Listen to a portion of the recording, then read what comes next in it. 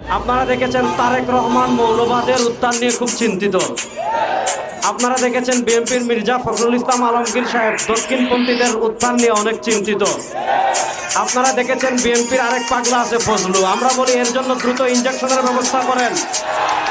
আওয়ামী লীগের টাকলা মুরাদ যেভাবে এই দেশে থাকতে পারে নাই, বিএনপি ফজলু যদি আলেমদেরকে নিয়ে বাড়াবাড়ি করে, আলেমরা তার দীপ্ত জবাব দেওয়ার জন্য 24 ঘন্টা প্রস্তুত আছেন।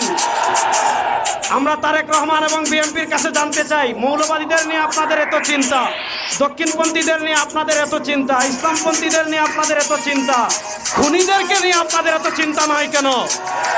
গত 1 বছরে আপনাদের কর্মীরা একজন আরেকজন 100 জনের বেশি কর্মীকে তারা খুন করে ফেলেছে। আমরা জানতে চাই, চাঁদাবাজদের নিয়ে আপনাদের এত চিন্তা নয় কেন? চোরদের নিয়ে আপনাদের এত চিন্তা নয় কেন? আপনাদের কর্মীরা বালু চুরি করে, সিরাজের পাথর চুরি করে। সুতরাং আপনারা মৌলবাদদের নিয়ে চিন্তা করতে হবে না, ইসলামী রাজনীতি নিয়ে চিন্তা করতে হবে না, চোর টাকা সন্ত্রাসদের নিয়ে চিন্তা করেন।